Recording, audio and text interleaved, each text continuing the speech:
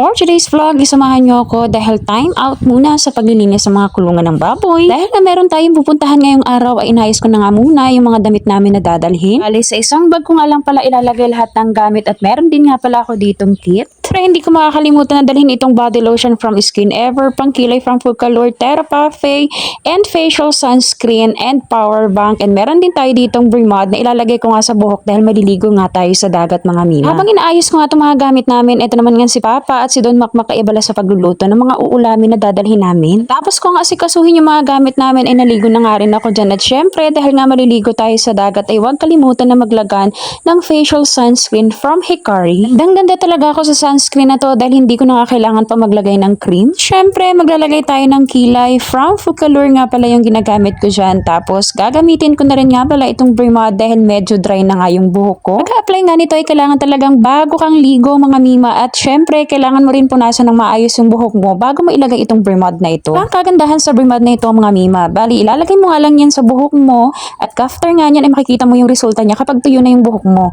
Pero habang ina-apply ko nga yan mga mima ay talaga namang naging smooth or parang naging soft yung hair ko mga mima. Tapos ang kagandahan pa dito ay mima, meron na rin siyang kasamang pang-lock para hindi mapagluran ng mga bata. Kahit mapatungan mo siya na mabigat ay wala talagang lalagbas dyan na cream mga mi. Laging malambot nga ang buhok ko at naging smooth nga rin yung pagsusuklay ko, hindi nga katulad ng dati ay talaga namang parang matatanggal na yung buhok ko sa scalp ko, may kakasuklay. Kahit nga itong Bremod na ito ay talaga namang magiging smooth, magiging makintab at hindi na magiging dry yung hair natin. Syempre mga mi, outfit check. Akalain nyo ba etong aking padded top ay 128 pesos lang. Kaya kung gusto mo nga rin ito, ilalagay ko yung link sa comment section. Fast forward mga mima ay nakasakay na nga pala kami at on the way na kami papunta dun sa iba pa naming mga kasamahan. Nakatuwa nga to si Papa tsaka si Sian dahil parehas nga silang nakasalamin. Makarating na nga kami sa may Kalagbangan sentro ay agad naman ngang lumipat ng sasakyan sila tatay dahil dun nga sila sasakay sa autong pula ni Duy. Syempre ang driver natin for today's video ay walang iba kundi si Don Makmak at eto nga pala ang mga kaklase natin dito sa sasakyan. At habang binabaybay nga namin yung daan ay talaga namang napakarami talagang inaayos na daanan. Nung makarating na nga kami dito sa may parting Libmanan ay talaga namang napakahaba ng traffic. Kapag napadaan ka dito ay talaga namang kailangan mo magbaon ng mahabang pasensya. Eto nga pala yung sinasabi ko sa inyong autong pula ni Doy TV. Fast forward mga mima ay nandito na nga pala kami sa may tambo at nagdito nga pala nagantay si May Christine at magkasama na nga pala sila ni Papa Orly at nakarating na nga pala kami dito sa aming pupuntahan at eto nga pala yung aming cottage. Ilabas na nga yung mga lagay, nakala ko nga ito ay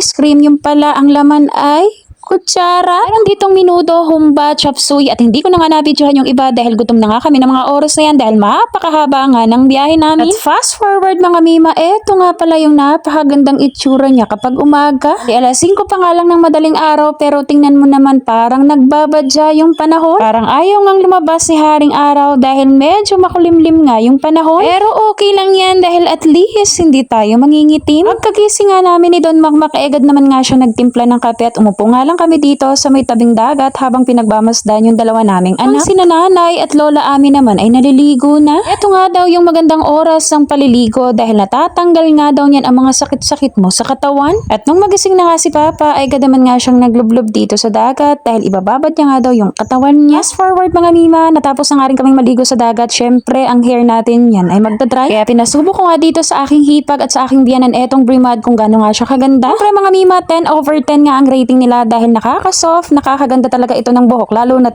bago kang ligo sa dagat. Kung gusto mo nga rin ito, ilalagay ko yung link sa comment section. Just click the yellow basket.